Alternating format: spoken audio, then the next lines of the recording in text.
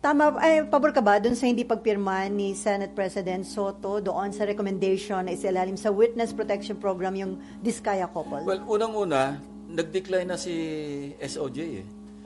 I-affirm ko yon. Ako yung magbabalidate, ako yung magpipirma bilang new chairman, hindi na. Secretary Boying Remulla. At yun nga, hindi raw papalusutin. So, anong use na i-endorse mo pa yun? Di ba? Pero sa tingin nyo, qualified hindi yung mag-asawang Diskaya, sir? Kasi nag-retract sila eh. Pagdating sa House, iba naman ang sinasabi. So, how can they qualify kung hindi definite yung kanilang testimony? Kung depende sa kanilang testimonya. Kasi kung merong magpa-fact check sa inyo, magagaling kayo mag-fact check, at merong kulang at meron silang inumit doon sa kanilang testimonya, pwede hindi sila pumasa as a state witness. No? Kasi mali yung understanding. Walang direct on record, hindi ko sinasabing definite ito. Walang involvement yung mga anak ni Secretary Bonoan at Undersecretary Bernardo doon sa Global Crit Builders. Wala. Yung De La Cruz. So, nung chinek ko yung B, Bonoan, hindi pa ako nakontento doon. Anak ba talaga ni Secretary Bonoan si Patty Magay? Baka kapil sulit. Sobrang coincidence na yon. Not to conclude na anak niya. And wala naman tayo narinig na denial. So, ang ano doon, kaya sabi ko, kayo na yung mag-connect the dots. Kasi kung ganong kalapit si Maglangke, the contractor, na hindi nag-divest while serving as mayor, kay Secretary Bonoan, saka Yusek Bernardo. Remember si Yusek Bernardo, kamakailan lang ito nag-early retirement because of, again, allegations or accusations ng irregularities. Pero sir, doon sa interpellation sa inyo ni Senator Marcoleta, ang sabi niya, parang malapit nang sabihin ni Undersecretary Cabral na ang impression niya, yun yung utak ng sindikato sa DPWH na yun daw ginagawa niya, may basbas ni ng dating secretary? Parang yun ang sinabi niya. Sana pinurso niya, sayang. Di ba nabanggit niya yun? Sana pinurso niya, siya yung chairman eh. Paano siya nakapag chiefs to cash to chiefs na bilyon? Saan galing yun? So sir, dapat pa ba siyang ipatawag at paniwala? Papatawag, definitely.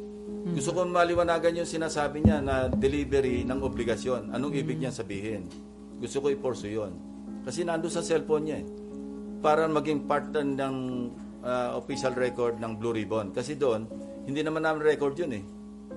Record ng TRICOM ba yan o yung accounts ng house. Ano? So, we want to formalize it. We want to make it official na yung kanyang testimony sa Blue Ribbon para magamit namin sa aming pag-pursue ng legislation and para magamit ko rin doon sa sayang naman yung pakipag-ugnayan ko kay Secretary Dizon kasi very close ang coordination namin, halos araw-araw nag-uusap na panalo. No?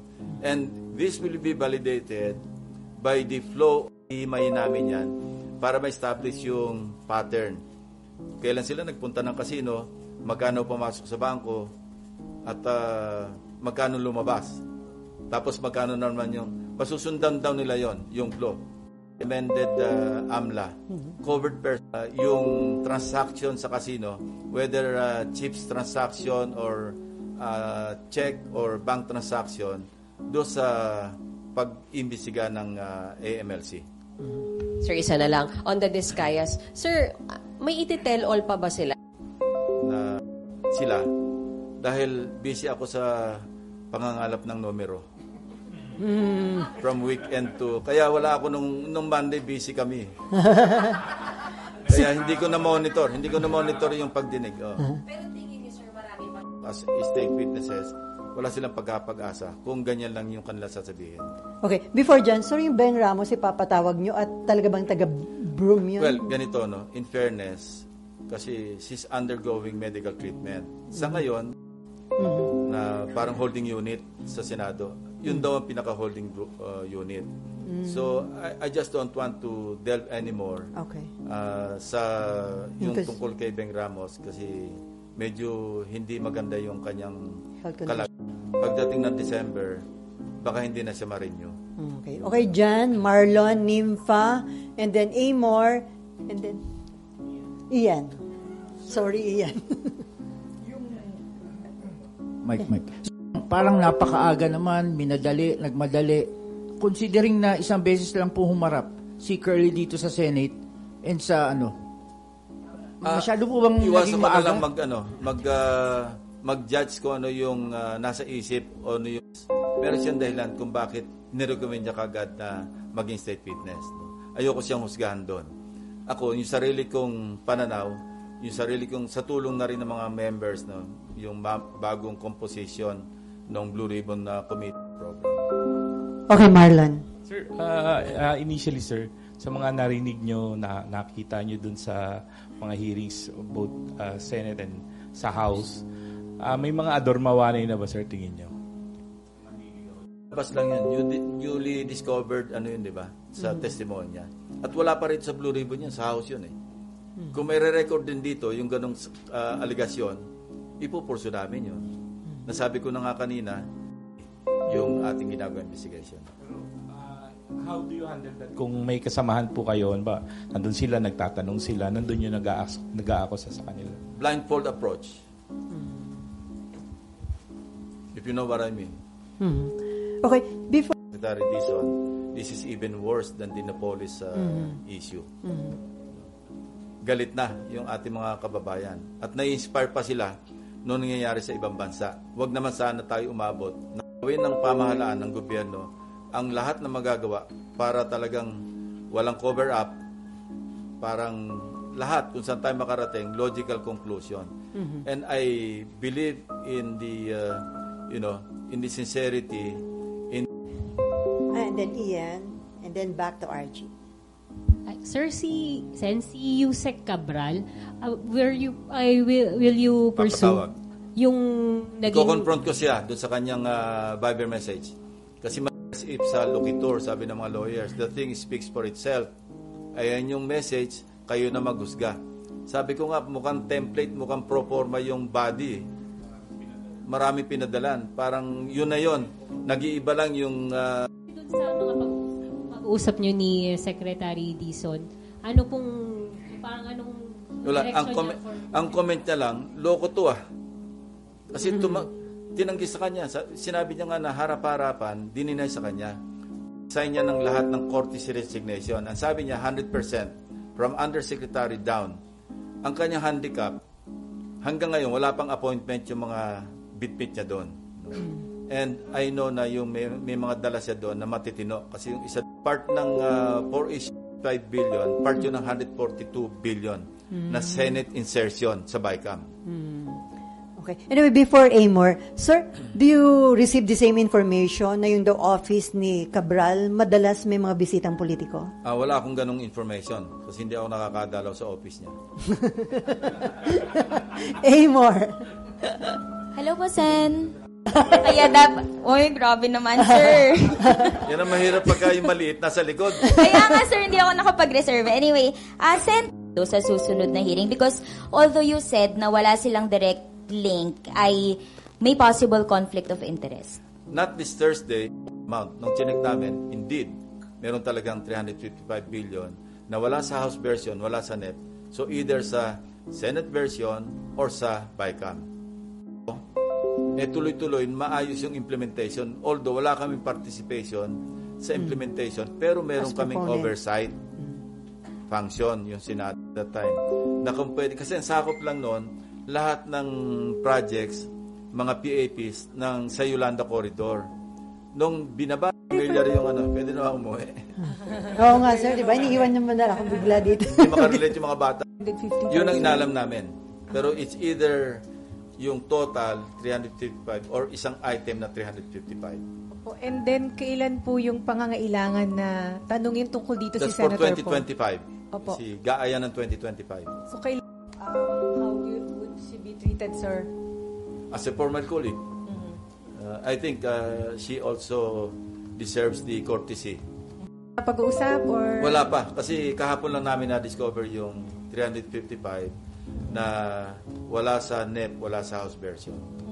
And then, sir, how about former... Kung isakripisyo yung isang buwan para makontento lang yung aking mata na meron palang perfectly executed flood control project na somewhere, lying somewhere, Sa ngayon, wala akong makita. Sir, Parang baka kaya yung isolated case, hindi yun ang isolated case. Kung meron man, baka isolated case yung maganda yung pagkagawa, yung perfect yung pagkagawa. Baka may mahanap kayo. Pagka media makakita, o sige, automatic, bibigay ko na 190. Sir, Baka may Kailangan- maghabol na gumawa ng... Kailangan original sa inyo, ha? Hindi yung tinuro lang sa inyo. Sir, kaya sir, natanong ko. On record. Opo, sir, kasi kaya na Hindi, qualify ko, ulitin ko. Kailangan kayo mismo nakakita, ha? Hindi yung ibang tao. Naghahanap na pala. Sir, kasi nung nakaraang hearing, in-excuse lang siya on the reason na nag-resign na siya. Pinaalis lang siya, walang tanong sa kanya. Yeah. So, he still remains as a resource person. So, parang ino-notify lang siya na kung pwede bumalik siya. Sir, isa na lang ako. Yung pong tinatawag na IAW, Engineering and Administrative Overhead, yung pondo supposedly to monitor the projects, Malaki yung 3.5. 3.5. Kinwestiyon ko na nung araw yan eh. Kasi dati yung 0.5 lang yan eh. Opo, sir, pwede bang isa din ito sa source ng corruption na bulsa din nila to? Mahirap mag-akusa, pero bakit ang laki? Kasi pag tiningnan mong yung budget ng public works, saksakan ng dami, 1 billion, kwentahin mo yung 3.5%. Kung monitoring lang, bakit pagkalaki? Especially, so na meron na tayong existing na platform, di ba? Oo, may geotagging, yun na yung pag-monitor. Tapos hindi rin nila na-monitor. Saan napunta yung 3.5? Kung yung ghost project sa First District Engineering Office pa lamang, nalusutan sila. Nag-release sila ng cheque. So, inutil din yung monitoring ng Central Office. Di ba? Kasi may monitoring na sarili yung mga District Engineering Offices. Meron silang inspection team eh. Pero kung kakutsaba yung inspection team, kasi sindikato na nga eh. Alcantara, Bryce Hernandez, Dumasig, Mendoza, Erdrick San Diego. Isang team eh. Nakuha namin lahat yung records nila eh. Sa Bulacan eh. Official record na kung saan nagbayad kayo ang clearing instruments, bakit alam natin peke? Ba't yung binayaran? Okay, Ian? Ayun. Hello, sir. Good morning. Bago ako pumunta doon sa isang tanong, dahil may binanggit na kayo doon sa mga BGC boys. Sir, marami kasi nagsasabi na hindi lang silang 5 ang nakinabang doon sa Bulacan First. Ang sinasabi nga mula sa taas hanggang sa pinakamababang empleyado, ano pong nalaman nyo tungkol doon sa iba pang mga nakinabang and kasama rin po ba sila sa sinabi nyo kay SecBids na kasuhan na po? Yes, pero alam nyo, di ba ang pattern, hindi lumalampas sa 150,000? Kasi pag nagbagsak yung funder, yung proponent, nagbagsak siya halimbawa kung ilang bilyon, may usapan na yun eh. Para hindi na lumampas sa threshold ng kayang i-implement ng District Engineering Office, hindi lumalampas ng 150 million. Kasi ang threshold nila 150. Pag lumampas sa 150 hanggang 450, region eh. Kaya... So bihira kayo makakakita ng more than 150, di ba? 77 million, 140 something million, 98 million. Walang lumalampas kasi kontrolado nila pag-implement, pag-monitor, pagbayad. So, ngayon, ito yung day of reckoning. Kala nila, lusot sila all the way. Ang malas nila, mukhang may nakialam sa taas na. Nagbagyo ng 3 sunod-sunod, mukhang nagalit na si God eh. Bakit nagkasunod-sunod si Crising, si Dante, si Emo? Tapos may habagat pa. Para may divine intervention, para mabulgar lahat. Otherwise, tuloy-tuloy sila sa kasino. Correct. Yung pera natin binabayad sa tax, kinakasino, pinambibili ng mga Patek Philippe, kung ano nung relo, at kung ano nung kotse. You can just imagine, kung nagpatuloy ito, para tayo mga gago. Pero, Senping, yung mga lower than kina Bryce, yung mga iba pang mga tauhan Hindi, yun na nga yung team niya eh. Yun ang lower eh. Si Dumasig, I think, one of them, project engineer. Merong si Erdrick San Diego, siya yata yung lab tech. No? Parang siguro, taga-check. Hindi lab na LOB, LAB. Nag-isip eh, nag-isip. Yun yata. Pero, I mean, sir, yung mas mababa pa daw, meron pa daw. Naabot ba ng mga tropa natin? Yung 5 yon ang lumabas sa, yung sila may mga aliases eh, sa casino. Tapos sila yung mga signatories eh. So, we go by where the evidence brings us eh, di ba? Kasi kung hindi naman hagip ng ebidensya, pangit naman na sabihin natin kasama sila. So, kailangan kasama sila sa resibo. Okay, Raymond. Last na lang sa akin. Sir, ang lumalabas kasi sa mga nauna ng report, 142 billion ang insertion ng Senate. So, Yes. do you think... Baikan pa lang yon. Oo, pero do you think hindi lang dalawang senador ang pinag-uusapan natin dito? And I don't know.